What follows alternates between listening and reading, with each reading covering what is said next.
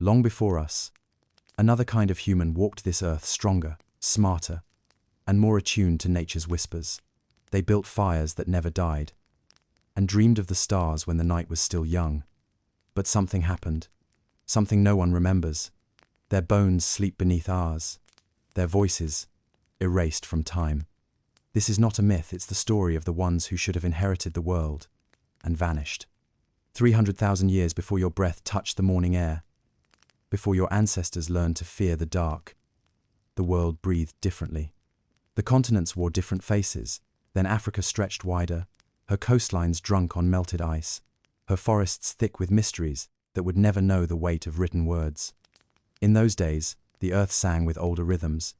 Massive trees, their trunks wide as houses, reached towards skies unmarked by the scars of cities. Their canopies filtered sunlight into cathedral beams that danced across floors carpeted in ferns and moss, so ancient they remembered when the world was young. The air itself was different, cleaner, wilder, heavy with the breath of untamed rivers and the whispered secrets of creatures that moved like shadows between the green. Bioluminescent fungi painted the night forests in ghostly blues and greens, their ethereal glow marking paths that no human foot had yet discovered. These living lanterns pulsed with the heartbeat of the earth itself, creating constellations on the forest floor that mirrored the stars above.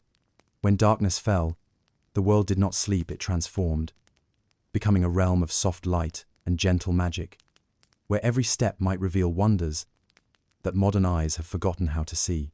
The rivers ran clearer then, their waters so pure they served as mirrors for the moon. Great lakes stretched like inland seas, their surfaces disturbed only by the gentle wake of creatures whose names have been lost to time. Ice-breathing winds swept down from glaciers that covered lands now warm with desert sand, carrying with them the sharp, clean scent of snow and the promise of seasons yet to come. In the highlands, where the air grew thin and the sky pressed close, volcanic peaks punctuated the horizon like sleeping giants. Their occasional rumbles sent tremors through the earth that the trees felt in their roots, the animals sensed in their bones, and something else, something almost human, but not quite understood in ways that would never be written down or remembered in any book. For in those pristine forests, along those unmarked rivers, beneath those unpolluted stars, they walked. Not yet, but soon. A people whose eyes would reflect that bioluminescent glow, whose hands would shape tools not just for survival but for meaning, whose voices would learn to harmonize with the wind itself. They were coming, these other humans, these almost us, these could-have-beens. The world waited for them, with the patience of stone and the anticipation of seasons. Every sunrise painted the sky in colors that would later inspire their first attempts at art. Every sunset whispered promises of fire and warmth, and the long conversations that would fill their caves with wisdom. The very atoms of the air seemed to hum with potential, as if the universe itself was holding its breath for what was about to unfold. But this was before the first stone was shaped with intention, before the first fire was kindled with purpose, before the first symbol was carved with hope. This was the world in its waiting, beautiful, terrible, and infinitely patient. A world that belonged to no one, because everyone who might claim it had not yet learned to speak.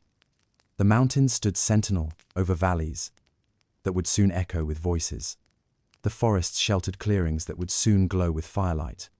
The stars wheeled overhead in patterns that would soon guide wandering feet toward destiny. And somewhere in the vast tapestry of time, the first of them was about to draw breath and open eyes that would see this world not just as it was, but as it could become. The earth turned, as it always had, as it always would. But something was different now, in its rotation. Something like anticipation. Something like the moment before a story begins, when all possibilities hang, suspended in the air, like morning mist, waiting for the sun to burn them into reality, or let them fade into what might have been. Soon, very soon, the silence would be broken, the waiting would end, and the world would learn what it means to be shaped by minds that dreamed in patterns older than memory and newer than hope. They emerged from the earth itself, it seemed, though that was merely how it felt to the world that first witnessed them. In truth, they had always been there, growing from infancy to understanding in caves that breathed with the rhythm of deep places, learning to see in darkness, learning to speak in whispers that carried the weight of eternity. Their hands were longer than yours would become, their fingers more delicate, better suited for the patient work that filled their days. They shaped stone not with the frantic urgency of survival, but with the slow reverence of those who understood that each strike of hammer against flint was a conversation with the earth itself. The tools they made were beautiful, not because beauty served any purpose in the harsh mathematics of staying alive, but because ugliness simply never occurred to them. In the caves where they gathered when the sun surrendered to night, fire danced differently than it would for their cousins who came later. Their flames burned steadier, cleaner, as if the very combustion responded to their presence with something approaching obedience. They had learned secrets of tinder and kindling that would die with them, methods of coaxing heat from damp wood and keeping embers alive through storms that would have extinguished any ordinary fire. The firelight painted their faces in copper and gold, revealing features that were almost familiar, almost yours, but refined in ways that spoke of different choices made long ago by evolution's patient hand. Their brows were broader, their skulls more gracious in their curves, their eyes set deeper, and somehow more thoughtful. When they looked at something, they seemed to see not just what it was, but what it meant, what it remembered, what it dreamed. They crafted bone into instruments that sang with voices no modern ear has heard, not music as you would recognize it, but something older, something that reached deeper into the places where meaning lives. Their songs had no words because words had not yet been invented, but they had rhythm, they had harmony, they had the power to make the very stones of their cave walls hum in sympathetic resonance. Their gatherings were rituals of presence rather than purpose. They would sit in circles, passing objects of carved stone and polished bone, from hand to hand, each touch adding something invisible, but essential, to whatever ceremony they were performing. These objects, some no larger than a child's fist, others requiring 2 hands to lift, seemed to accumulate significance, with each passing, growing heavier with meaning until the very air around them thrummed with importance. The children among them moved like water, fluid and purposeful, learning not through instruction, but through absorption. They watched the adults with eyes that missed nothing, fingers that remembered every gesture, hearts that somehow understood the weight of traditions they could not yet name. When they reached for the sacred objects, their small hands were guided not with correction but with patience, as if every mistake was simply another way of learning the right way to be. Their tools spoke of mastery, achieved through generations of refinement. Blades so sharp they could split hairs, so perfectly balanced they seemed to float in the hand. Scrapers that removed hide with surgical precision, leaving the meat beneath unmarked. Awls that pierced leather without tearing, needles carved from slivers of bone that were stronger than metal and more flexible than wood. But it was not the sophistication of their tools that marked them as extraordinary. It was the fact that they made tools at all when they seemed to need so little. They crafted not from desperation but from aspiration, not because they had to survive but because they wished to thrive. Every object they shaped carried within it the whisper of something that transcended mere function, something that suggested they understood purposes that would not be discovered for millennia to come. As night deepened around their caves, their fires burned lower but never died. The light that flickered across the stone walls revealed drawings that were not quite art, symbols that were not quite writing, patterns that were not quite mathematics, but somehow contained elements of all three. These marks on stone would outlast their makers, would survive long enough to be discovered by others who would never understand what they meant, but would feel, in some deep place beyond comprehension, that they meant something. The last embers of their fires painted the cave walls in shades of amber and rust, colors that seemed to seep into the stone itself, as if the very rock was learning to remember the warmth that had touched it. And in that dying light, they settled into sleep that was deeper than rest, dreams that were wider than night, a silence that somehow contained all the songs they had ever sung and all the songs they ever would. In the quiet hours when dawn was still a promise and night still held dominion, they dreamed with an intensity that would have terrified those who came after. Their sleep was not the unconscious surrender that marks the rest of most creatures, but something closer to a second form of consciousness, deeper, stranger, more connected to currents that flowed beneath the surface of waking thought. They dreamed of patterns that had no names, geometries that had no forms, relationships between things that would not be understood until mathematics learned to count beyond the visible. In their dreams, they saw the hidden architecture that connected the flight of birds to the growth of crystals, the rhythm of rainfall to the spiral of shells, the pulse of their own hearts to the wheeling of stars they had never seen but somehow knew were there. When morning came, they would wake with their hands already moving, fingers tracing in the dust the shapes that had visited them in sleep. These patterns grew more complex with each passing season, evolving from simple circles and lines into intricate mandalas that seemed to capture something essential about the nature of existence itself. They carved these visions into cave walls using tools so fine they could inscribe details smaller than the width of a hair. Their symbols were not attempts at writing. Writing would not be invented for hundreds of thousands of years. Instead, they were something more fundamental, attempts to make visible the invisible connections they sensed flowing through everything. A curved line might represent not just the path of a river, but the way water remembered the mountains it had left behind. A spiral might contain not just the shape of a shell, but the patience of the creature that had grown it, turn by turn, in the darkness of deep waters. They developed rituals around these symbols, ceremonies that seemed to be part meditation, part celebration, part something that had no name because the need for such a thing would not arise again until much later in the human story. They would gather in circles around their carved stones, touching the symbols with fingertips that had learned to read meaning through contact, passing understanding from hand to hand like a sacred flame. The stones themselves became repositories of accumulated wisdom. Each symbol carved into their surface carried the dreams of the one who had made it, but also somehow the dreams of all who had touched it since. They grew heavy with significance, these marked stones, until handling them became an act that required preparation, purification, the kind of reverence usually reserved for encounters with the divine. Their most accomplished dreamers, those whose sleep brought back the clearest visions, the most intricate patterns, began to develop something that was almost, but not quite what later peoples would call religion. They understood that their dreams connected them to something larger than themselves, something that existed in the spaces between things, in the pause between heartbeats, in the silence between notes of their wordless songs. These dream-touched individuals became the keepers of the symbols, the ones who decided which patterns were worthy of preservation in stone and which should be allowed to fade back into the realm of sleep from which they came. They developed an intuitive understanding of which symbols worked together and which cancelled each other out, which combinations amplified meaning, and which dissolved it into confusion. The children watched these ceremonies with eyes that seemed older than their years, as if they understood that they were witnessing something that would never come again, something that their own children might remember only as the ghost of a story told by firelight. They learned to trace the symbols in sand before they learned to walk with confidence, to recognize the patterns before they understood what recognition meant. As seasons turned and the symbols grew more complex, something began to emerge that was larger than the sum of its parts.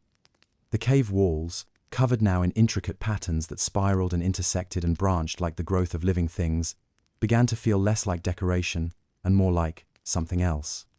A map, perhaps, though not of any geography that could be walked.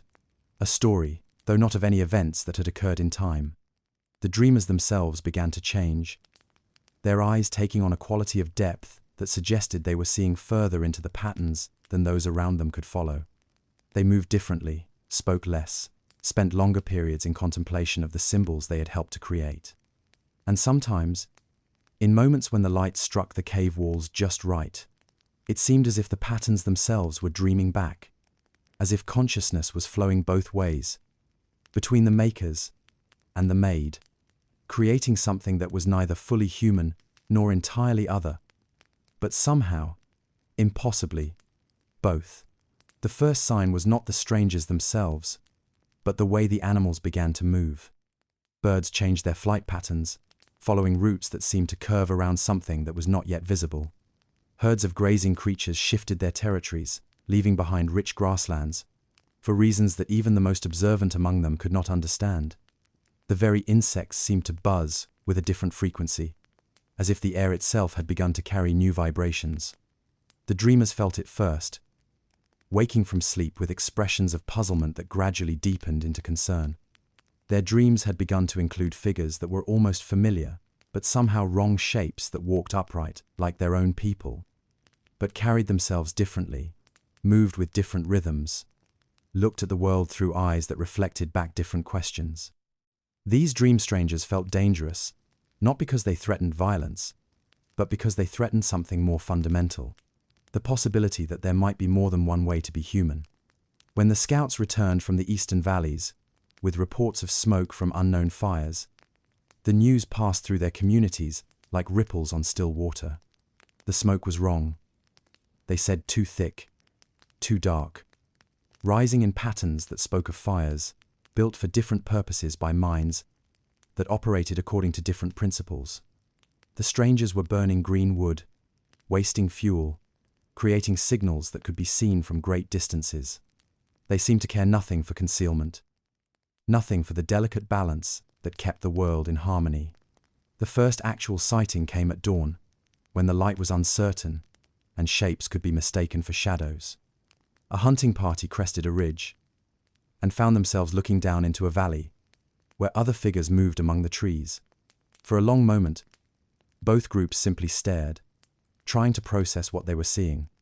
The strangers below looked up with faces that were recognizably human but disturbingly different, narrower, more angular, with eyes that seemed to burn with a restless intensity that was both fascinating and unsettling. The encounter was brief. The hunting party withdrew to higher ground. The strangers below continued on their path. But something had changed in that moment of mutual recognition, something that could not be unchanged. They had seen each other, acknowledged each other's existence, and in doing so had created a new category of possibility that neither group had imagined before.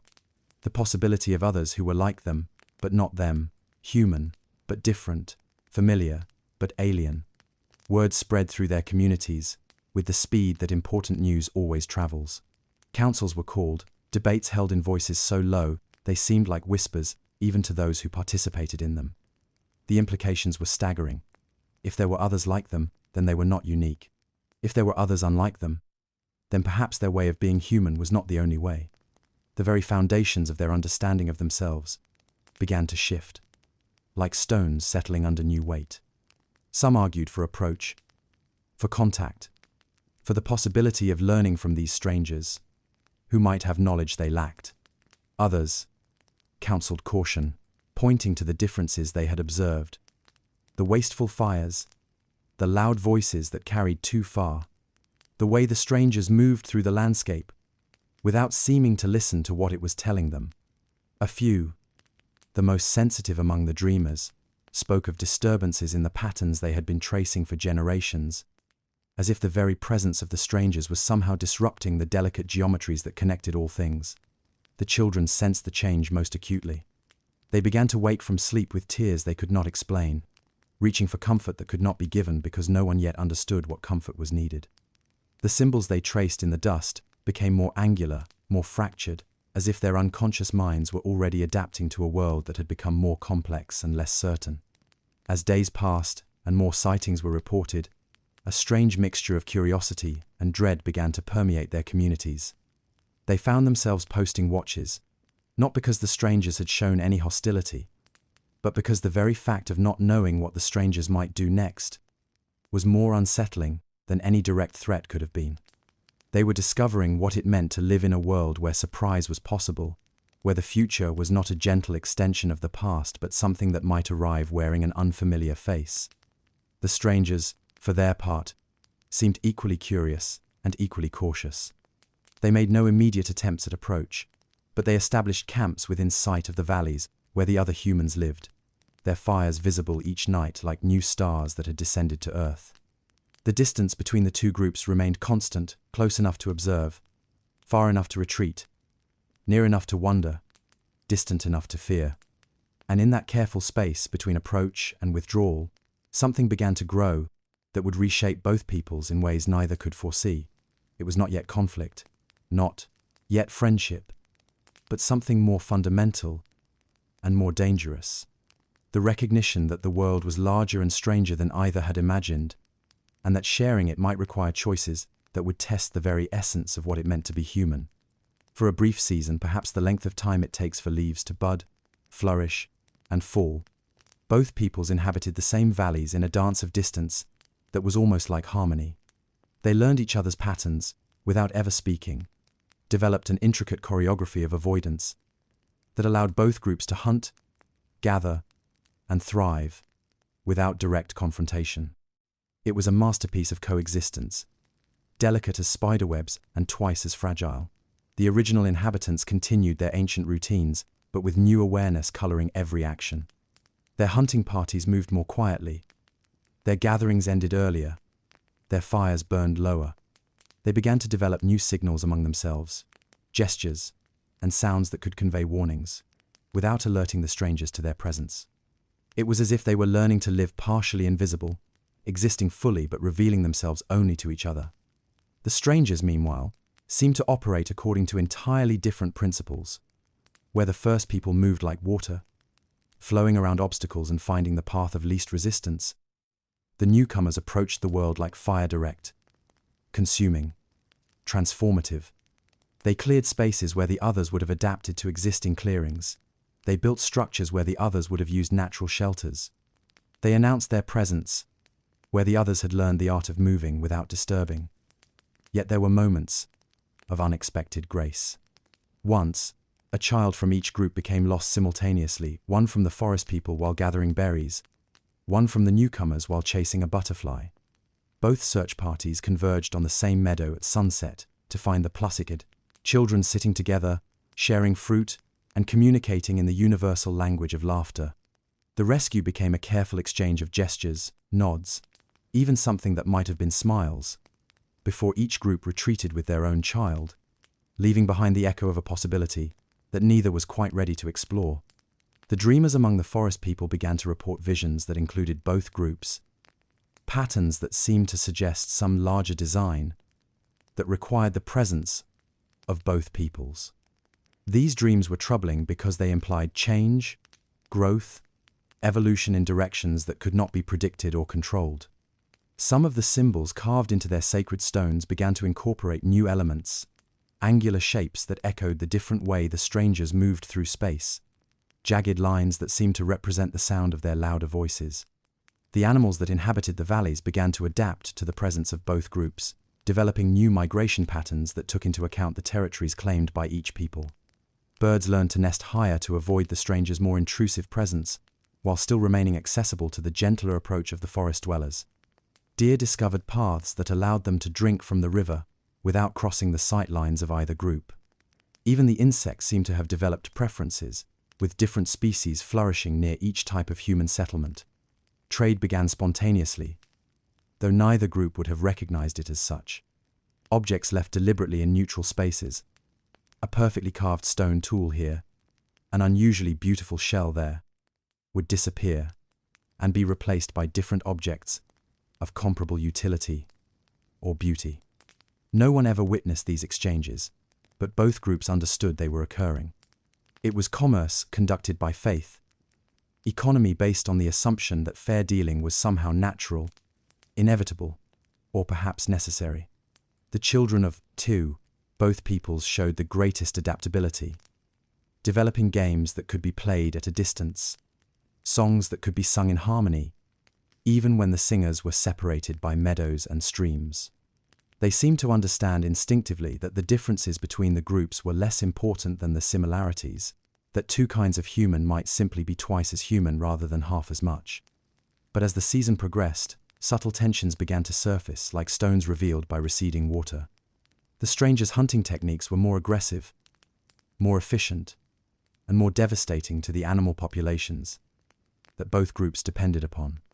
Their way of taking from the land was not inherently malicious, but it was different enough to begin creating scarcities where abundance had always been assumed. Resources that had seemed infinite began to feel finite. Spaces that had seemed large enough for everyone began to feel crowded. The first disputes were not over territory or resources, but over something more fundamental, the proper way to exist in the world. The forest people had developed their entire civilization around the principle of minimal impact, of moving through the environment like breath through air, leaving little trace of their passage. The strangers seemed to operate on the principle that the world existed to be shaped, modified, improved according to human needs and desires. As autumn arrived and the time of scarcity approached, both groups began to feel the pressure of decisions that could not be postponed indefinitely. The careful distance they had maintained was becoming harder to sustain as resources grew scarcer and territories overlapped. The dance of coexistence that had seemed so elegant in the abundance of summer began to feel clumsy and unsustainable as winter threatened. On the last warm night of the season, both groups lit fires that burned brighter than usual, as if each was announcing its continued presence and its intention to remain. From the high meadows, where the boundaries of their territories met, both fires were visible, two suns burning in the darkness, beautiful and impossible, and somehow terrible in their implications. For two suns could not share the same sky indefinitely. Something would have to give way. Someone would have to choose between dawn and dusk, between the light they had always known and the light that had suddenly appeared to challenge its supremacy. The season of harmony was ending, and no one yet knew what would take its place. No one declared it. No council met to decide it. No leaders stood before their people to announce that the time of coexistence had ended and the time of choosing had begun. The war began the way seasons change, so gradually that by the time anyone noticed, it was already irreversible, already written into the very rhythm of survival itself. It started with the absence of game. Hunting parties from both peoples began returning with empty hands more often, their faces wearing the puzzled expression of those who had always found abundance, and now found only tracks leading elsewhere. The great herds that had sustained both groups began to thin, not from natural cycles but from the pressure of being hunted by minds that approached the task from opposite directions, one group taking only what was needed, the other taking what could be taken. The strangers hunted with an efficiency that bordered on artistry, but it was an art form that consumed its medium. They had developed techniques for driving entire herds into confined spaces, where none could escape, methods for harvesting not just the strong and the old, but everything that moved. Their success was magnificent and terrible, leaving behind landscapes emptied of the abundance that had sustained life for countless generations. The forest people found themselves competing not just for resources, but for an entirely different relationship with the world itself. Their ancient methods of harmony and balance began to feel not like wisdom, but like handicaps in a game whose rules had suddenly changed. They watched from hidden places, as the strangers reshaped the valleys with controlled fires that burned hotter and spread further than any natural flame, clearing vast areas for purposes that remained mysterious, but clearly required the elimination of everything that had been there before. Territory became meaningful in ways it had never been before. Spaces that had once been shared by all creatures according to seasonal needs and natural rhythms began to be claimed, marked, defended. The strangers developed boundaries that they enforced, not through direct confrontation, but through presence establishing camps in locations that controlled access to water, to shelter, to the paths that game animals had followed since time immemorial. The children were the first to truly understand what was happening. They stopped playing the distant games that had bridged the gap between the two peoples, stopped leaving gifts in the neutral spaces, stopped singing songs that could carry across the valleys. Instead, they began to move more quietly, to watch the horizons more carefully, to ask questions about things they had never needed to worry about before.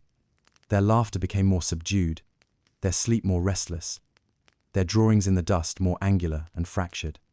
The dreamers reported visions that came in fragments now, patterns disrupted by interference they could not identify or interpret. The symbols they carved began to include representations of conflict, not violence, for they had no experience of violence to draw upon, but imbalance, disruption, the kind of asymmetry that appears in nature only when something has gone fundamentally wrong. Their sacred stones grew heavy with warning signs, prophecies written in geometries that spoke of systems failing, cycles breaking, harmonies dissolving into discord. Seasons began to feel different as both groups adjusted their movements to avoid each other, while still trying to access the resources they needed to survive. Migration patterns that had been established over millennia started to fragment as each people developed strategies that took into account not just the natural world but the presence of competitors who might arrive first. Take more, leave less. What had once been a dance between humans and environment became a three-way negotiation that nobody fully understood and nobody could control. The weather itself seemed to respond to the tension, bringing storms that arrived without warning and lasted longer than they should have, droughts that settled over regions that had always known adequate rainfall, winds that carried scents of smoke, and change from directions that had always brought only familiar fragrances. It was as if the earth itself was unsettled by the new equations of survival being worked out on its surface. Food caches that had been maintained cooperatively by previous generations became strategic assets to be defended rather than shared resources to be protected. Each group began to hide their stores more carefully, to guard their knowledge of where abundance could still be found, to develop contingency plans for times of scarcity that had never come before but now seemed inevitable. The tools they made began to change, becoming more specialized, more focused on specific tasks related to competition rather than cooperation. Blades grew sharper, scrapers more aggressive. The very stones they shaped, seeming to absorb something of the urgency that now colored every aspect of daily life. Even objects intended for peaceful purposes carried an edge of desperation, as if their makers understood that the time for taking care was passing and the time for taking action had arrived. At night, when both groups lit their fires, the light no longer seemed warm and welcoming, but stark and territorial, marking spaces that had been claimed rather than shared, declaring presence rather than offering invitation. The smoke from these fires rose straight into still air, creating columns that were visible from great distances, signals that said, "Here we are," but also, "Here we remain," and perhaps, underneath it all, "Here we will fight if we must."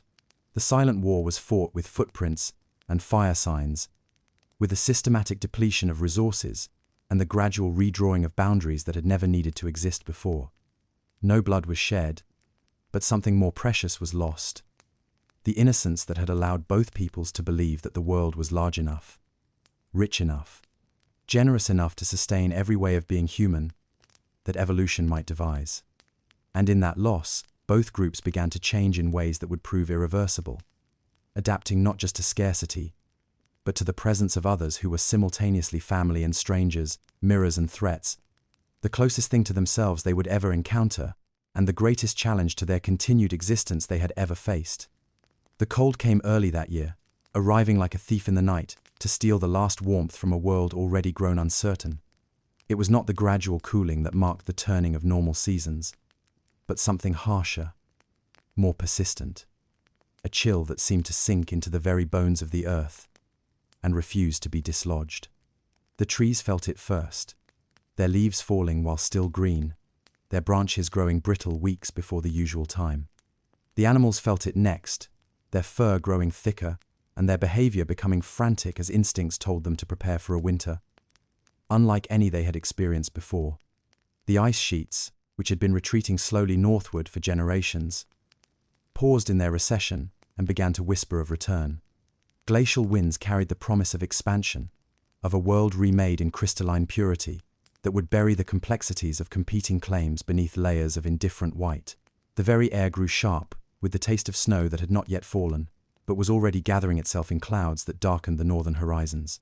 The first snows came in early autumn, falling not as the gentle announcement of winter's approach, but as an invasion of silence that muffled the sounds of both peoples, as they struggled to adapt to circumstances that challenged every assumption they had ever made about the world's capacity to sustain life.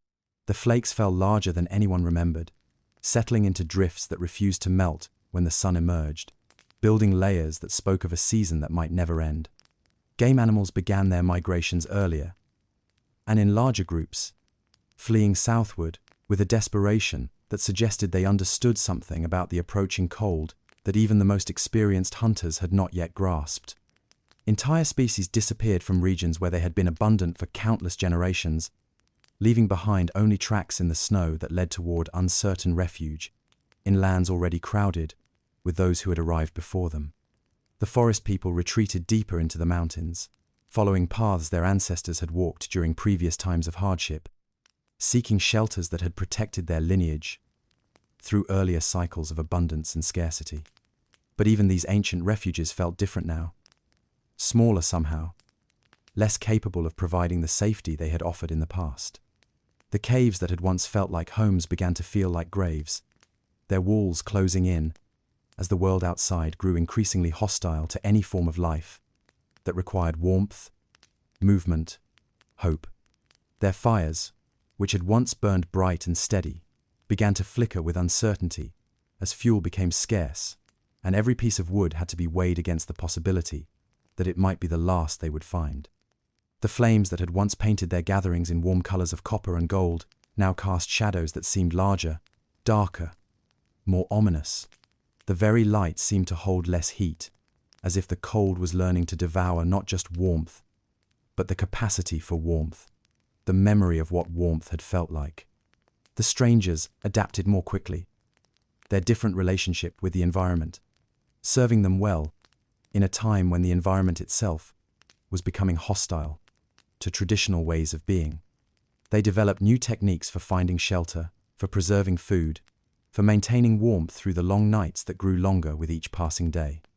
Their fires burned hotter because they fed them with materials that the forest people had never considered as fuel: green wood, animal fat, anything that would burn regardless of what smoke it produced, or what damage it might cause to the delicate balance they had spent generations learning to maintain. In the depths of the coldest nights, when even the stars seemed to shiver in their distant courses, the sounds of the two peoples began to change. The forest dwellers' voices grew softer, more intermittent, as if they were learning to conserve not just heat, but the very energy required to speak. Their conversations became whispered, exchanges about survival, about rationing, about difficult decisions that no one wanted to make, but that the approaching winter was forcing upon them with the inexorable logic of physics and biology. The strangers' voices, by contrast, grew louder and more frequent, as if volume could somehow push back against the encroaching silence that threatened to swallow all human sound. They sang songs that were not beautiful, but that were definitely present, definitely alive, definitely resistant to the forces that seemed determined to reduce the world to the quiet of deep snow and deeper cold. Children from both groups began to disappear, not through violence or conflict, but through the simple mathematics of malnutrition and hypothermia, their small bodies unable to generate enough heat to sustain life in a world that had suddenly become too harsh for those who had not yet learned all the strategies that survival required. Their absence created spaces in the fabric of both communities that felt larger than the physical space they had occupied. Voids that echoed with laughter that would never be heard again, and questions that would never be answered. The snow accumulated in drifts that buried familiar landmarks, creating a landscape that looked the same in every direction. A world without reference points or reliable paths. Both peoples found themselves becoming lost in territories they had known since childhood, walking in circles through white emptiness that offered no clues about direction, distance, or the location of safety. Abandoned fires began to appear scattered across the landscape, circles of stones that marked places where someone had tried to create warmth and failed, where fuel had run out, or wind had proved too strong, or hope had simply been insufficient to sustain the flame. These cold hearths became monuments to attempts at survival, markers of the places where the war between human will and natural force had been fought and lost. The ice whispered names that no one could quite hear, syllables that might once have belonged to those who had walked these paths before, who had faced similar challenges and either succeeded or failed in ways that left only echoes frozen in the crystalline air. Each breath exhaled became visible, a small cloud of warmth that dissipated quickly into the vast cold that surrounded everything, everyone, Every hope of seeing spring return to a world that seemed to have forgotten how seasons were supposed to work.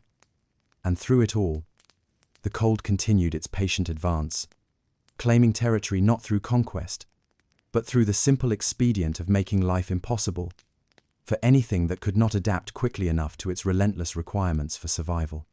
She was born into the silence that follows the end of singing, in a cave, so deep that daylight was only a memory carried in the stories her elders whispered when they thought she was sleeping. Her first breath drew air that tasted of stone and endings, of spaces that had grown too small to hold the dreams that had once filled them. The world above had become a place of white emptiness, where even the strongest could not survive. So her people had retreated to these depths, where the earth itself provided the only warmth that remained. Her mother named her with a word that meant remembering, though she would grow up with little to remember, except the gradual fading of everything that had once made life abundant. The others called her by a sound that mimicked the echo of water dripping in deep places, a name that belonged more to the cave than to any human tradition, as if they understood that she was being born not into their world, but into whatever world would come after theirs ended. She learned to walk in tunnels, where the ceiling touched her head, to speak in whispers that would not disturb the delicate acoustics that carried sound through chambers her people had carved over generations, but might never see again. Her first words were the names of things that no longer existed, animals that had migrated beyond reach, plants that could not grow in perpetual winter, seasons that had forgotten how to change. She inherited a vocabulary for a world that was disappearing, even as she learned the sounds that described it. The adults around her moved like shadows of themselves, conserving energy for tasks that grew harder each day as their supplies dwindled and their strength faded. They had become curators of extinction, carefully managing the decline of everything they had ever known, while trying to pass on to her some essence of what they had been before the cold came to stay. Their stories grew shorter each night, their voices weaker, their hope more abstract and difficult to sustain. She was the youngest among them, and sometimes the only sound in the cave was her breathing, soft and steady, and somehow still innocent of the knowledge that she was listening to the world end.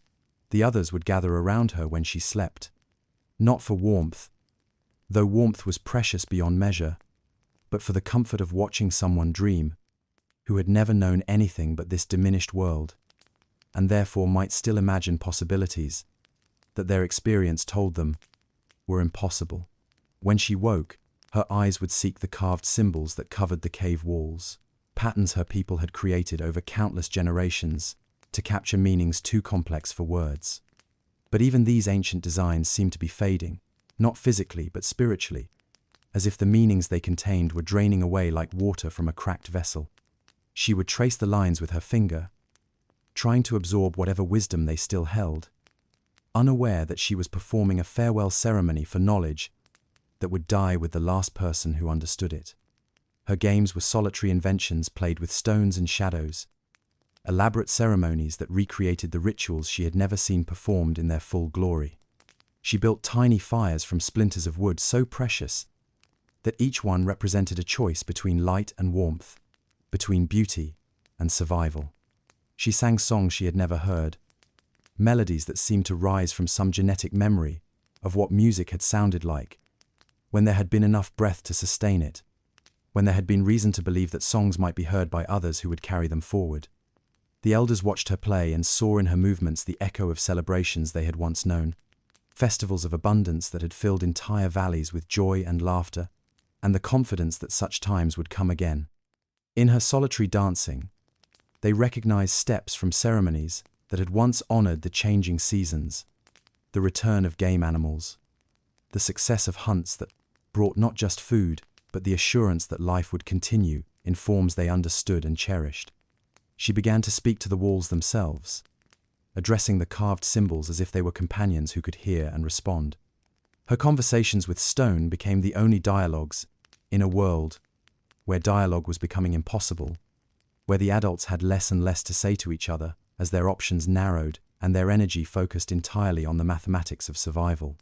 She asked questions about the meaning of patterns, about the stories the symbols told, about the people who had carved them, and whether they had ever imagined that someone like her would be the last to see them. As the days grew shorter, or perhaps as their ability to distinguish day from night diminished in the perpetual twilight of their refuge, she began to develop a strange serenity that seemed inappropriate for someone so young but somehow perfectly suited to someone who had never known any world but one that was ending. She moved through the diminishing space of their existence with a grace that suggested acceptance rather than resignation, as if she understood intuitively that some things were too large to fight and too important to fear. The last of the stored food began to dwindle, to portions so small they were more symbolic than nutritious, more ritual than sustenance. The adults began to speak in voices so quiet they could barely be heard, conserving even the energy required for communication.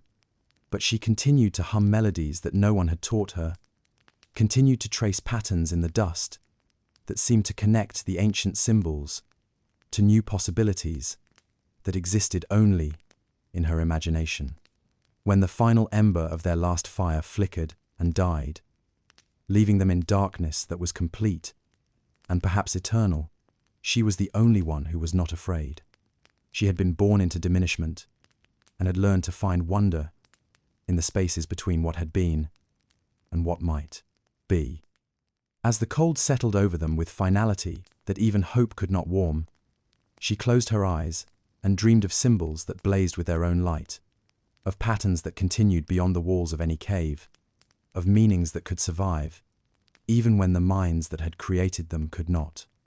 In the growing silence, her breathing became the only sound that testified to the continued existence of her people, the last rhythm in a world that had forgotten how to dance, the final heartbeat of a consciousness that had reached toward understanding and had almost grasped something worth preserving forever.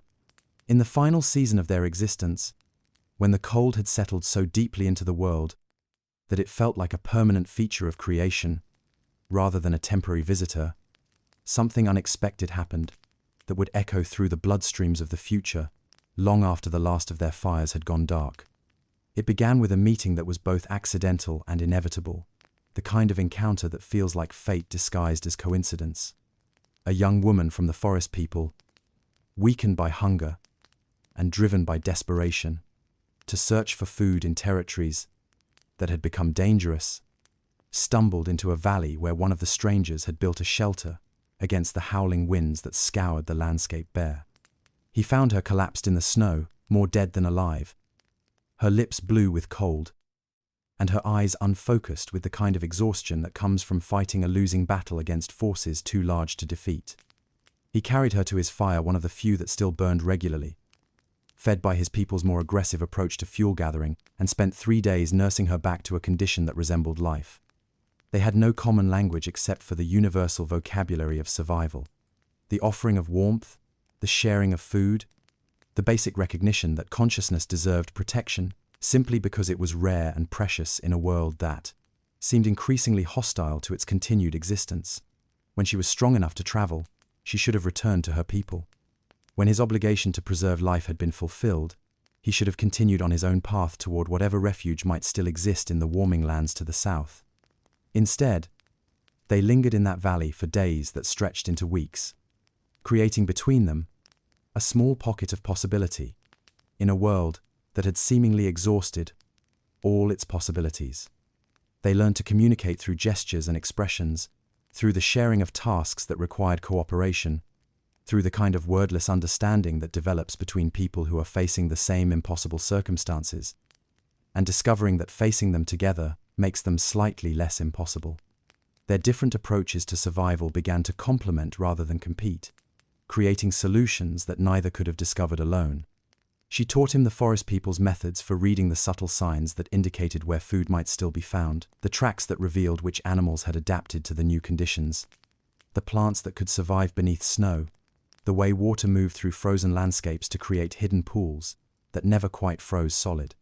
He shared with her his people's techniques for building shelters that could withstand storms that would destroy traditional constructions, for creating tools that remained effective in conditions that made most implements useless. Their collaboration produced innovations that transcended what either people had achieved separately, ways of preserving heat that used less fuel, methods for finding food that disturbed the environment less, techniques for moving through snow that conserved energy while maintaining speed. They were inventing survival strategies that belonged to neither tradition, but that drew from both, creating something new from the synthesis of what each had brought to the edge of extinction. As the season progressed, and their partnership deepened into something that included affection alongside necessity, they began to share not just practical knowledge, but the deeper patterns that shaped how each of their peoples understood the world. She showed him the meaning behind the symbols her people carved, the way their geometric patterns reflected truths about the relationships between all living things. He demonstrated the songs his people used to mark time and territory, the rhythms that helped them coordinate group activities and maintain social bonds, even under stress. Their children, when they came, carried in their blood the genetic memory of both approaches to being human. They inherited her people's sensitivity to natural rhythms and his people's adaptability to changing conditions. They possessed both the capacity for deep contemplation that had characterized the forest dwellers and the aggressive innovation that had allowed the strangers to survive in hostile environments.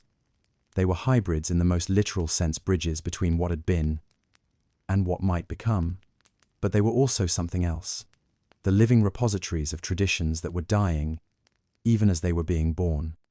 Their very existence was both a preservation and a transformation, a way of carrying forward the essential elements of both peoples, while necessarily abandoning much that could not survive the brutal mathematics of a world that had grown too small and too cold to sustain pure forms of either way of life.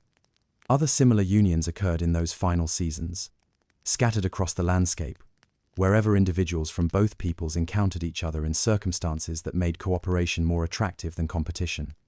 These meetings were rare. The populations of both groups had declined drastically, but they were significant beyond their numbers because they represented a strategy for survival that neither people had consciously chosen, but that circumstances had forced upon them. The children of these unions grew up as citizens of no particular tradition, but carriers of multiple traditions, inheritors of genetic and cultural memories that included both the deep contemplation of the forest people and the adaptive flexibility of the strangers. They learned to read symbols and to innovate tools, to listen to natural rhythms and to reshape environments, to seek harmony and to embrace change as the situations required. They were the gift that each people gave to the future when it became clear that neither could survive intact into that future, a way of preserving something essential while accepting that everything peripheral would be lost. They were also the curse that ensured that neither tradition would ever exist again in its pure form, that the synthesis their existence represented would forever be a reminder of what had been sacrificed in the name of what became possible. In their blood flowed the memory of caves filled with sacred symbols and valleys echoed with innovative songs, of deep contemplation and aggressive adaptation, of ways of being human that had proved incompatible with each other, but that could coexist within individual bodies, individual minds, individual dreams of what humanity might become when forced to choose between preservation and transformation.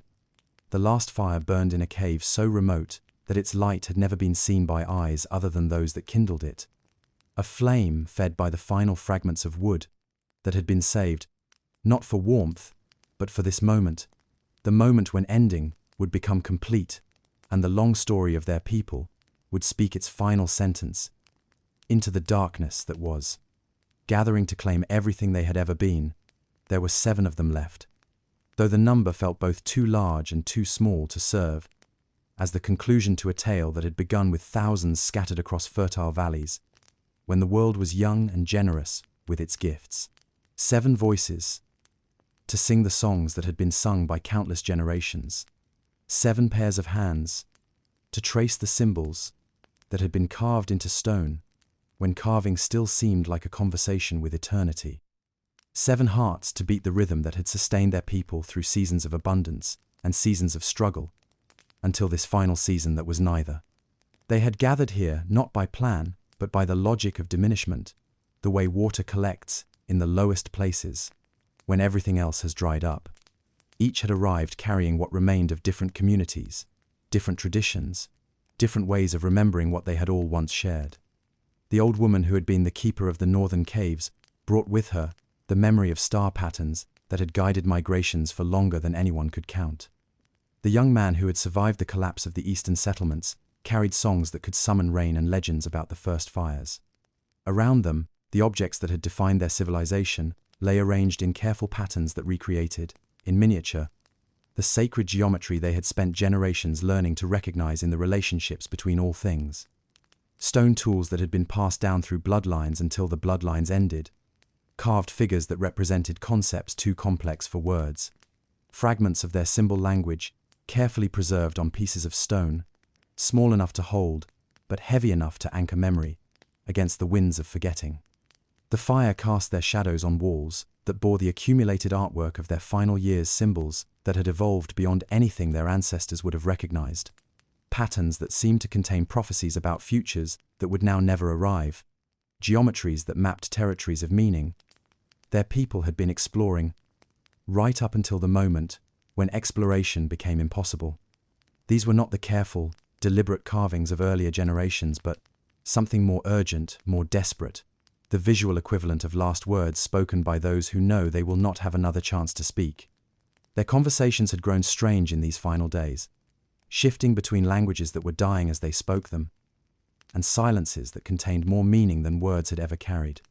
They talked about the others, the survivors, the inheritors, the children of mixed blood, who might or might not remember where they had come from when the world finally warmed again and life resumed the patterns that life always eventually resumed. They wondered what would be preserved and what would be lost, what would be understood and what would become mystery. The young man with the Eastern songs began to hum melodies that had no words, music that seemed to contain within its notes all the celebrations that would never be celebrated again, all the ceremonies that would never mark the transitions between seasons that might not return for longer than any human memory could preserve. His voice cracked with cold and exhaustion, but the melodies continued, as if the songs themselves were determined to persist, even when the throat that carried them finally surrendered to silence. The keeper of the northern caves had spread before her a collection of small stones, each one inscribed with a symbol that represented a different aspect of their people's understanding of how the world worked. She arranged and rearranged them in patterns that told stories about the connections between stars and seasons, between dreams and waking, between the breath of individual humans and the larger breath that moved through all living things. Her fingers moved with practiced precision, even as her strength faded, as if the act of pattern making had become more important than the life that enabled it.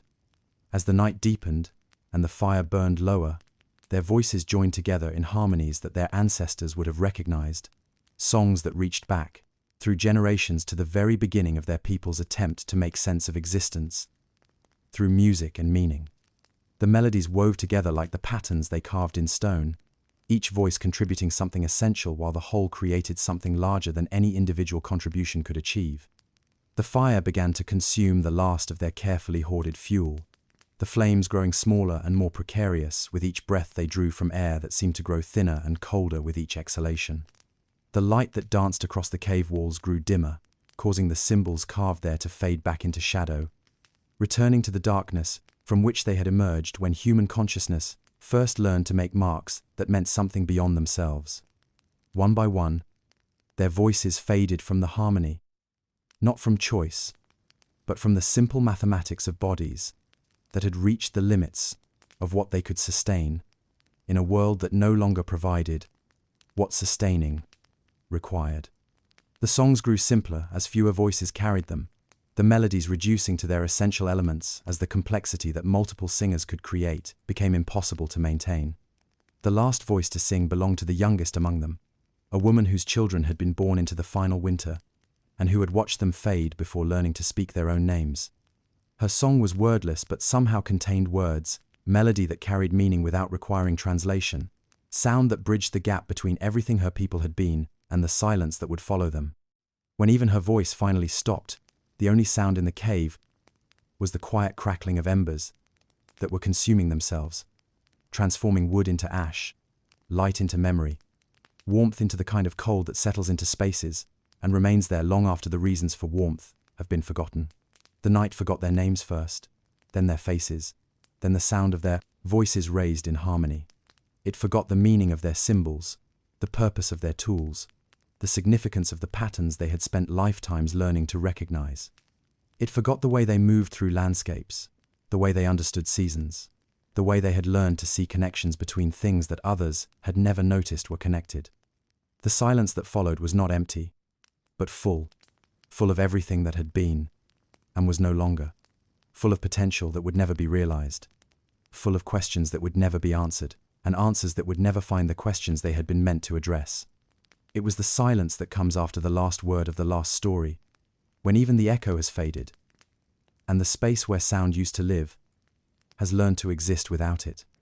In that silence, the wind began to move through passages that would never again carry human voices, past symbols that would never again be read by eyes that understood their meaning, over ashes that would never again be stirred by hands that knew how to coax fire from seemingly lifeless ember. The night forgot their names, and in forgetting, made room for whatever would come next to write its own story in the spaces they had left behind.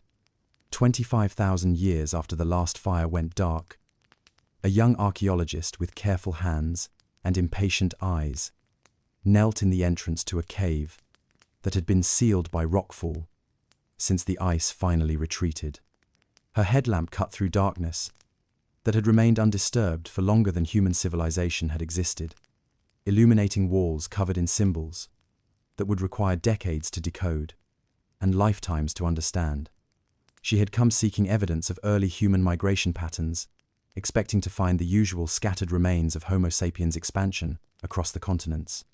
Instead, her light fell upon arrangements of bone and stone that spoke of something else entirely, a deliberate positioning that suggested ceremony, purpose, meaning beyond the simple disposal of the dead. The skeletons lay in patterns that seemed to echo the geometric designs carved into the cave walls, as if their final rest had been choreographed to continue conversations begun in life. Her scientific training taught her to see measurements where others might see mystery, cranial capacity, larger than modern humans by approximately 12%, bone density, significantly greater, suggesting adaptation to cold climates or perhaps simply different evolutionary pressures. Dental patterns, worn in ways that indicated a diet different from their contemporaries. Tools used for purposes her analysis could not determine. Each measurement was dutifully recorded, each observation catalogued according to protocols designed to transform mystery into data. But as she worked in the silence of that ancient place, something beneath the scientific method began to whisper. The arrangement of the bodies was too precise to be accidental, too meaningful to be merely practical. They had been placed according to some logic that her instruments could measure but not comprehend, positioned in relationships to each other and to the symbols on the walls that suggested a understanding of death as continuation rather than ending. The carbon dating results would later confirm what the stratigraphy had already suggested. These remains were older than any advanced human civilization was supposed to be, evidence of complexity that preceded agriculture, cities, writing, everything that modern archaeology used to define the beginning of human sophistication. The scientific community would struggle to explain how such advanced symbol making could have existed so early, how such careful burial practices could have developed before the social structures that were supposed to make such practices possible. Her colleagues spoke in the language of peer review and statistical significance, reducing the discovery to papers that would advance careers and reshape timelines. They measured bone thickness and analyzed isotope ratios, constructed family trees from DNA fragments, and reconstructed diets from toothwear patterns. Their reports filled journals with numbers that captured everything about these ancient people, except what had made them people: their capacity for meaning, their hunger for understanding, their attempts to make sense of existence through symbols and ceremony. But late at night, when the dig site was empty, except for the sound of wind moving through passages that had once carried voices, the bones spoke in languages that no laboratory could translate. They whispered of winter nights, when stories were shared around fires that burned with purposes beyond warmth, of children who learned to trace patterns in dust before they learned to walk, of dreams that contained geometries too complex for waking minds to retain, but too important to forget. The most complete skeleton belonged to a young woman whose bones showed evidence of careful tending during a long illness, proof that her people had possessed the social structures necessary to care for those who could not care for themselves. Around her body, archaeologists found arrangements of carved stones that seemed to map relationships between stars, visible 25,000 years ago. Constellations that modern eyes could see, but modern minds had forgotten how to read, as navigation aids for journeys that had nothing to do with geography. DNA analysis revealed anomalies that challenged every assumption about human migration and development. These people carried genetic markers that suggested they were not direct ancestors of modern humans, but rather cousins, a branch of the human family tree that had developed separately before mixing their bloodline with the ancestors of contemporary populations. They were evidence of paths not taken, of ways of being human that had flourished briefly before being absorbed into the broader stream of the human development. The symbols carved into the cave walls resisted translation, not because they were primitive, but because they were too sophisticated, encoding relationships between concepts that modern thinking had learned to separate, but that these ancient minds had understood as connected. Mathematical relationships that would not be rediscovered for millennia. Astronomical observations that required tools more sophisticated than any found at the site. Philosophical insights about the nature of consciousness that contemporary science was only beginning to approach. As the excavation continued and more remains were uncovered, a picture emerged of a people who had achieved something that modern humans had never quite managed, a way of being intelligent without being destructive, sophisticated without being exploitative, conscious without being separated from the natural world that had given birth to consciousness itself. They had developed technology that served wisdom, rather than demanding that wisdom serve technology. The youngest member of the archaeological team, a graduate student whose specialty was symbolic analysis, began to spend her evenings tracing the patterns carved into the cave walls, trying to understand the logic that connected them. Her notebooks filled with sketches that seemed to capture something beyond academic analysis, drawings that suggested she was beginning to recognize, in these ancient symbols, something that resonated with parts of her mind that had no names in any contemporary language. She was the first to notice that the patterns seemed to shift depending on the angle of observation, revealing different relationships when viewed from different positions within the cave. It was as if the symbols had been designed to teach through interaction, to reward patience and attention with layers of meaning that could only be discovered through the kind of slow contemplation that her culture had largely forgotten how to practice. Her final report, buried in technical language, required by academic protocols, hinted at discoveries that challenged fundamental assumptions about the development of human consciousness. But between the lines of professional discourse, those who knew how to read could detect whispers of something else, evidence that these ancient people had achieved understanding that modern science was still struggling to approach, that they had developed ways of knowing that had been lost when their voices went silent in caves that winter had claimed for its own. The bones spoke, but only to those who had learned to listen with something other than instruments, only to those who understood that some forms of knowledge could not be measured but only recognized, only inherited, only remembered by hearts that still carried within them the genetic memory of conversations that had begun around fires too ancient for history to recall. In the cells of your body, in the coiling of chromosomes that carry the instructions for what you are and what you might become, fragments of their story continue to unfold in languages that consciousness cannot read, but that biology remembers with perfect fidelity.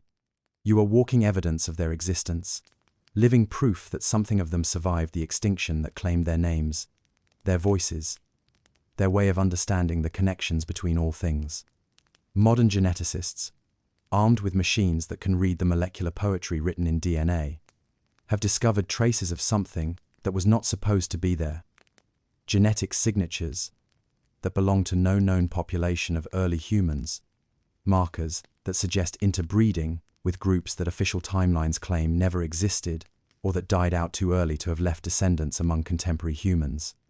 These anomalies in your genetic code are footnotes to a story that was thought to be finished, evidence that the ending was not as complete as the silence had suggested. The percentages are small, perhaps 3 or 4% of your total genetic inheritance, but significance is not measured by quantity when it comes to the information that shapes consciousness. These fragments carry instructions for neural pathways that fire in patterns your direct ancestors never developed, for sensitivity to rhythms that your culture no longer recognizes, for ways of processing information that feel almost like memory, even when they describe experiences you have never had. You feel it sometimes in moments of deep quiet, when the noise of modern existence fades enough to allow older rhythms to surface. The sudden recognition of patterns in cloud formations that seem to carry meaning beyond meteorology, the way certain combinations of light and shadow can evoke emotions that have no names in contemporary languages, the inexplicable sense that you understand something about the relationships between things that you were never taught and cannot explain. Children feel it most strongly before education teaches them to ignore information that cannot be categorized according to acceptable forms of knowledge. They trace patterns in sand and dust that echo geometries their ancient relatives carved into cave walls, hum melodies that seem to arise from genetic memory rather than cultural transmission, ask questions about the connections between things that adults have learned to see as separate and unrelated. The dreams come carrying information that feels too coherent to be random neural firing, too consistent to be mere psychological projection. Dreams of symbols that glow with their own light, of landscapes that feel familiar despite being unlike any place you have ever seen, of voices that speak in languages you do not recognize but somehow understand. You wake from these dreams with the sense that you have been receiving messages from sources that exist outside the boundaries of individual consciousness. Scientists who study consciousness have begun to document phenomena that they cannot quite explain, moments when human beings demonstrate knowledge or abilities that their personal experience should not have provided. Savants who can perform mathematical calculations using methods that were supposedly lost to history. Artists who create works that incorporate symbolic systems they claim never to have studied. Musicians who compose melodies that seem to follow rules that belong to no known musical tradition. The blood remembers what the mind has been taught to forget.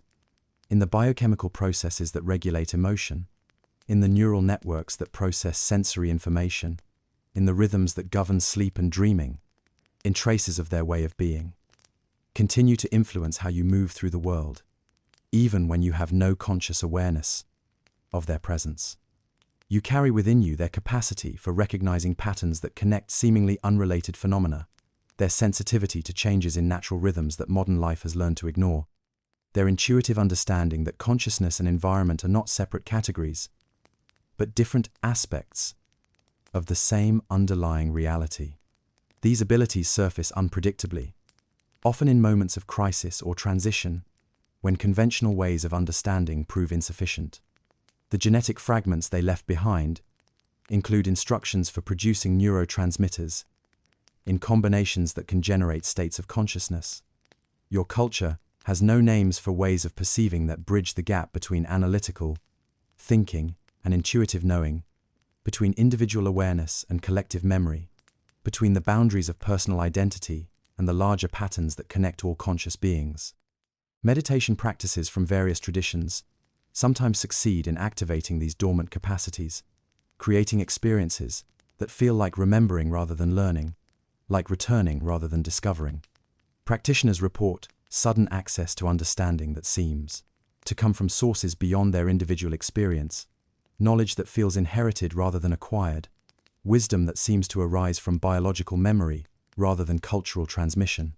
The fragments of their DNA that survive in your cells are most active during certain phases of sleep, particularly during the deep states that produce the most vivid and coherent dreams. Research suggests that these genetic markers influence the production of hormones that regulate the transition between different levels of consciousness, creating windows of opportunity for information to flow between the individual mind and larger patterns of memory that exist beyond personal experience. You are not fully human in the sense that your ancestors understood humanity. You are something new, something hybrid, something that carries within itself the memory of alternatives that were explored briefly before being absorbed into the mainstream of human development. The genetic inheritance they left you includes both gifts and challenges, capacities that can enhance your understanding of existence, and sensitivities that can make modern life feel alien and uncomfortable. Their dreams continue in your sleep. Their songs echo in the music that moves you most deeply. Their understanding of the sacred geometry that connects all things influences your aesthetic preferences in ways you cannot consciously trace, but that shape your responses to art, architecture, landscape, and the faces of those you love. In quiet moments, when you allow your attention to settle into rhythms slower than those demanded by contemporary existence, you can sometimes feel them stirring in the depths of your being, not as separate entities, but as aspects of yourself that remember ways of being human that were supposed to have been lost forever, but that continue to pulse with life in the hidden chambers of your heart, waiting for recognition, waiting for invitation, waiting for the chance to contribute their wisdom to the challenges that consciousness faces in an age that has forgotten most of what they knew about the art of being alive. Look closely at the reflection staring back from the surface of your modern world, and you will see familiar features arranged in patterns that would have terrified those who came before. You have become the strangers your ancient relatives encountered in their final valleys, clever beyond measure, ruthless in efficiency, forgetful of the connections that once held the world together in relationships of mutual care. You burn through resources with the same devastating thoroughness that marked the hunting practices of those who outlasted your other ancestors, but on a scale that would have been incomprehensible to minds that still understood the mathematics of enough. Your fires consume not just wood but entire forests, not just fuel but the very atmosphere that sustains life, not just the present, but the possibilities that were supposed to belong to future generations who may never arrive to claim them. The patterns are repeated with eerie precision across the millennia that separate you from that first encounter between different ways of being human. You are the descendants of those who adapted more quickly to changing circumstances, whose flexibility allowed them to survive when others could not, whose willingness to abandon traditional ways of living gave them advantages that proved decisive when resources became scarce and territories had to be defended. But adaptation and wisdom are not the same thing, and the qualities that enabled your ancestors to outlast their cousins have evolved into characteristics that threaten to make you the architects of your own extinction. The aggressive innovation that once meant survival now produces technologies that change the world faster than understanding can develop to guide their use. The territorial instincts that once protected resources now create conflicts over possessions that exist only in the abstract mathematics of ownership and debt. You have forgotten how to read the symbols that once helped human beings recognize their place in the larger patterns that connect all life. Your education teaches you to see the world as a collection of separate objects rather than as a web of relationships, to value analysis over synthesis, to trust information that can be measured rather than wisdom that can only be felt. You have become specialists in knowing about things rather than knowers of how things connect to each other and to the whole of which they are part. The caves where your other ancestors gathered to share wisdom have been replaced by virtual spaces, where information multiplies faster than understanding, where noise drowns out the subtle voices that once guided human decision-making, where the light comes not from fires that required care and attention, but from screens that demand attention, while providing no warmth. You have learned to communicate across vast distances, while losing the ability to truly hear those who sit beside you. Your cities sprawl across landscapes that once supported the kind of diversity your other ancestors learned to protect. Concrete and steel, imposing geometric patterns that follow no logic except the efficient movement of resources towards centers of accumulation. You have created artificial environments that support human life, while eliminating most other forms of life, building monuments to your cleverness that will outlast your civilization, the way pyramids outlast the pharaohs who commissioned them. The symbols you create carry information but not meaning, data but not wisdom, instructions for accomplishing tasks but not understanding of whether those tasks serve purposes worthy of the energy required to complete them. Your languages have evolved to process increasing quantities of information, with decreasing attention to the significance of what is being communicated, creating the capacity for conversation without the possibility of communion. You have developed tools that amplify human capability without necessarily amplifying human wisdom, technologies that extend your reach without expanding your understanding of where that reach should be directed.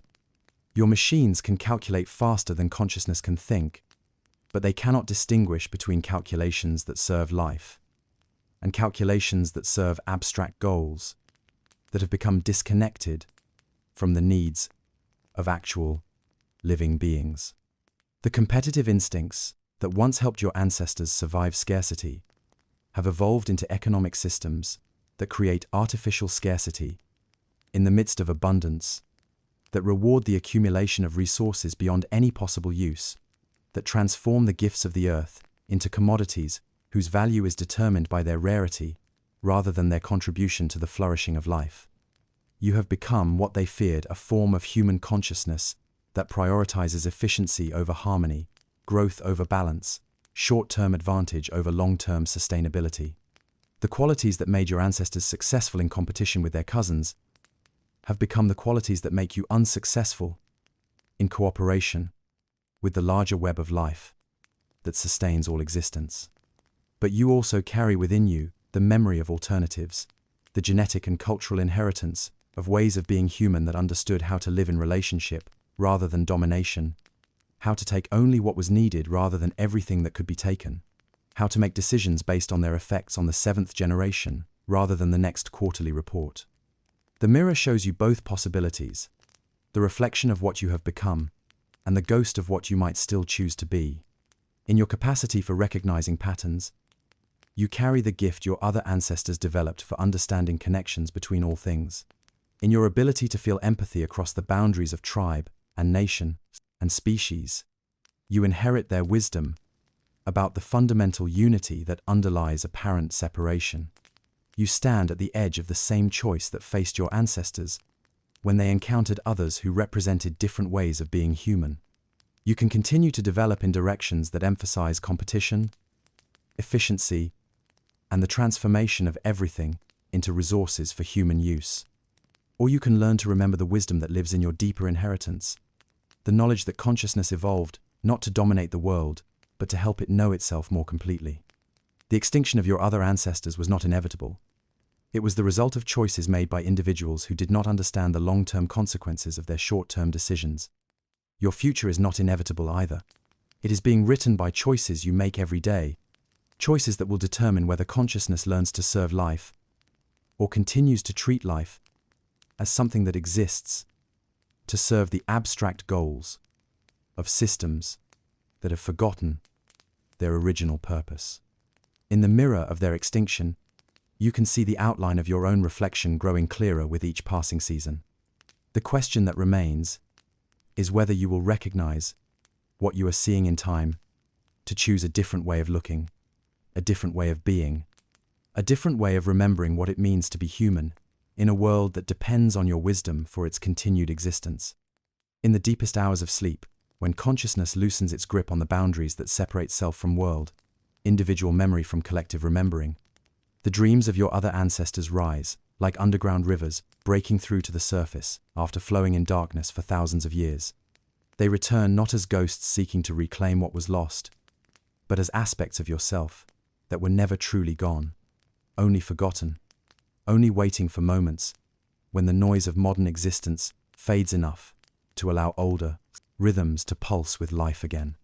The earth itself has become their body, their consciousness distributed through the networks of roots and fungi that connect forest to forest, the underground streams that carry information between distant watersheds, the migration patterns of creatures that follow routes established long before human beings learned to mark territories with permanent boundaries. They speak through the languages that predated words, through changes in atmospheric pressure that your body reads as mood, through the quality of light that filters through clouds in patterns that seem random, but that carry meanings your conscious mind cannot translate, but your deeper awareness recognizes. Scientists studying the global climate have begun to document phenomena that their models cannot fully explain, feedback loops that seem to operate according to logics more complex than simple cause and effect, self-regulating systems that appear to maintain balances that purely mechanical processes should not be able to sustain. The Earth behaves as if it possesses a form of intelligence that extends beyond the sum of its parts, as if consciousness was not something that emerged from matter but something that matter learned to express with increasing sophistication as evolution explored new possibilities for awareness.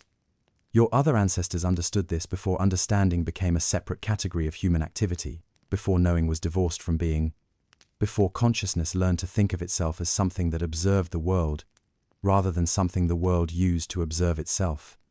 They lived as participants in conversations that included not just other human beings, but the intelligence that expresses itself through weather patterns, geological processes, the seasonal cycles that regulate the distribution of energy across the planet's surface. When you walk in places where modern development has not yet imposed its geometric simplicities, your body responds to information that your education taught you to ignore: subtle changes in the electromagnetic fields that surround all living things, variations in the background radiation that carries messages between organisms separated by vast distances, chemical signatures released by plants that communicate not just with other plants, but with animal nervous systems capable of receiving and interpreting their molecular poetry. Your dreams become more vivid in such places because the noise of artificial environments does not interfere with the transmission of information that flows constantly between your individual consciousness and the larger awareness that your other ancestors learned to recognize as the true source of all knowing. You remember things you never learned, recognize landscapes you have never seen, understand relationships between phenomena that no one ever taught you to connect. The return is not a reversal of evolution, but its completion, not a retreat to primitive ways of being, but an advance toward forms of consciousness sophisticated enough to integrate analytical thinking with intuitive knowing, individual awareness with collective memory, human intelligence with the intelligence that expresses itself through all the forms of life that share the earth with humanity.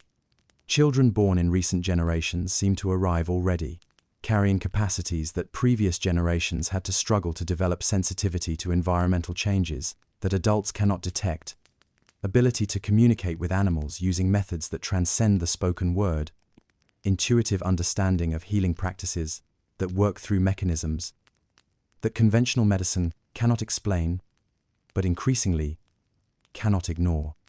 These emerging abilities are not supernatural, but natural in ways that your culture has temporarily forgotten, expressions of potentials that always existed within human consciousness, but that were suppressed by educational systems designed to produce specialists rather than whole human beings, by economic structures that rewarded narrow expertise rather than integrated wisdom, by social organizations that emphasized competition rather than cooperation. The genetic memory that carries traces of your other ancestors includes instructions not just for ways of thinking, but for ways of being that integrate thought with feeling, individual purpose with collective need, human goals with the larger purposes that express themselves through the evolution of consciousness itself. These instructions are activated by conditions that resemble those in which they originally developed: conditions of uncertainty that require wisdom rather than mere cleverness, challenges that demand cooperation rather than competition, crises that call forth the deepest resources of human consciousness rather than its most superficial capabilities. The return happens gradually, through dreams that feel more real than waking experience, through sudden recognitions of patterns that connect seemingly unrelated events, through moments of clarity that provide understanding without requiring explanation. You find yourself knowing things you were never taught, caring about outcomes that will not affect you directly, making decisions based on criteria that include considerations your culture taught you to ignore. Your other ancestors are returning through you, not as separate beings but as aspects of yourself that remember ways of being human that were supposed to have been lost, but that were only dormant, waiting for conditions that would allow them to contribute their wisdom to the challenges that consciousness faces in an age when wisdom has become more necessary for survival than cleverness, when cooperation has become more practical than competition, when understanding the connections between all things has become more urgent than mastering any single thing.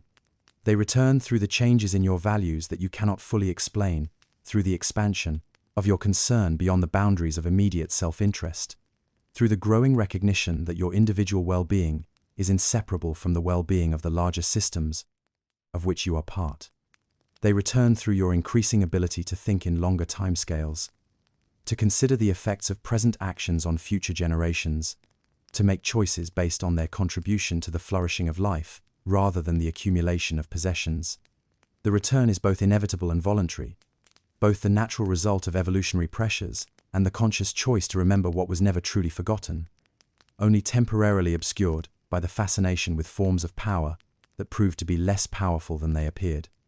In the integration of their wisdom with your knowledge, in the marriage of their way of being with your way of becoming, consciousness discovers possibilities that neither could achieve alone, ways of being human, that honor both the need for individual development and the recognition that individual consciousness exists within and depends upon larger patterns of awareness that connect all beings in relationships of mutual responsibility and care. Beneath the noise of your breathing, beneath the rush of blood through vessels that carry life to every cell of your being, beneath the electrical activity that generates the thoughts you mistake for the totality of consciousness, there is a silence that is not empty, but full of everything that was before you learned to name yourself, everything that will continue after the words you use to describe your experience have returned to the quiet from which they emerged. In that silence, they are still speaking, not in voices that your ears could recognize, not in languages that your mind could translate, but in the deeper communication that flows between awareness and awareness, when the boundaries that seem to separate one consciousness from another reveal themselves to be temporary constructions rather than permanent facts. They speak in the language that consciousness used before it learned to think in words, the language it will remember after words have proven insufficient for the conversations that matter most. Their voices are woven into the rhythm of your heartbeat, which follows patterns established before any human being learned to count, patterns that connect your individual pulse to the larger rhythms that move through all living systems, the cycles that regulate the rotation of planets, the oscillations that govern the formation of galaxies, the waves that carry information across distances, too vast for human comprehension, but not too vast for human participation. When you allow your attention to settle beneath the surface activity that usually captures your awareness, when you stop trying to solve the problems that thinking creates, and start listening to the solutions that silence offers, you can sometimes hear them not as separate voices, but as aspects of your own deepest knowing, aspects that remember what you were before you became convinced that you were only what you think you are. They speak through the intelligence of your body, which knows how to heal wounds without conscious direction, how to maintain the chemical balances that sustain life without requiring your understanding of biochemistry, how to process the constant flow of information from your environment without overwhelming your conscious awareness with details that would paralyze decision-making if they reached the level of explicit thought. In the moments between thoughts, in the pauses between heartbeats, in the spaces between breaths, they are present as the awareness that makes thinking possible. But that is not itself a product of thinking. They are the consciousness that observes your mental activity, but that exists independently of any particular mental content, the witness that remains constant, while thoughts and feelings and sensations arise and pass, away in endless succession. The silence they inhabit is not the absence of sound, but the presence of the space within which all sounds become possible. It is not the lack of activity, but the stillness that allows all movement to occur within a context that remains unchanging while everything else changes. It is not emptiness but fullness, the fullness of pure potential, from which all actualization emerges, and to which it eventually returns. You touch this silence in moments of deep meditation, when the mind becomes quiet enough to recognize what was always present beneath its activity. You encounter it in experiences of profound beauty, when the ordinary boundaries of perception dissolve, and you find yourself participating in something larger than your individual awareness. You approach it in times of crisis or loss, when the structures that usually organize your experience prove inadequate, and you discover resources within yourself that you did not know existed. In this silence, the distinction between your consciousness and theirs becomes meaningless, not because they have invaded your awareness, but because the boundaries you thought separated you from them were never as solid as they appeared. Consciousness is not something you possess, but something you participate in, not something contained within the boundaries of your individual existence. but something that contains you within itself, while expressing itself through your particular way of being aware. Their wisdom becomes available to you not through any effort on your part, but through the relaxation of the effort to be something other than what you most deeply are. When you stop trying to think your way to understanding, and allow understanding to arise from the silence that underlies all thinking, you discover that you already know what they knew, that their knowledge was never separate from your knowledge, that their way of being was never different from your deepest way of being. The silence speaks in the language of recognition rather than information, presence rather than communication, being rather than becoming. It offers not new facts to add to your collection of knowledge, but new ways of relating to the knowledge you already possess, new ways of understanding the relationship between knowing and being, the new ways of recognizing that consciousness and existence are not two separate phenomena, but two aspects of a single reality that expresses itself through endless variation, while remaining essentially unchanged. In the deepest layers of sleep, when even dreams have ceased, and awareness rests in its own nature, without content or direction, you return to the source from which you never actually departed. In that return, the voices of your other ancestors merge with your own voice. Their silence blends with your silence. Their way of being remembers itself as your way of being, when you are not trying to be anything at all. If you listen closely, not with your ears, which can only detect vibrations in the air, but with the awareness that makes hearing possible, you can recognize them in your breath, which rises and falls, according to rhythms that connect you to all breathing beings. In your pulse, which beats in time with the heart of the world itself. In your thoughts, which arise from the same source that gave birth to their thoughts thousands of years ago. They are still here, not as memories of what was lost, but as the living presence that was never absent, not as ghosts of the past, but as the eternal now that encompasses all past and future within itself. In the silence beneath all sound, in the stillness beneath all movement, in the peace beneath all activity, they continue their conversation with existence itself, a conversation that includes your voice, whether you recognize it or not, whether you choose to participate consciously or allow your participation to remain unconscious. Listen closely, and in the space between one breath and the next, in the pause, between one heartbeat and another, in the silence that surrounds every word you speak and every thought you think, you will hear them whispering the secret that was never really secret, that you were never separate from them, that consciousness was never divided against itself, that the end of their story was also the beginning of yours, and that in the deepest silence, all stories reveal themselves to be chapters in the same eternal tale of awareness, discovering itself through every form it takes, every voice it speaks through, every silence it inhabits on its endless journey toward knowing what it has always been.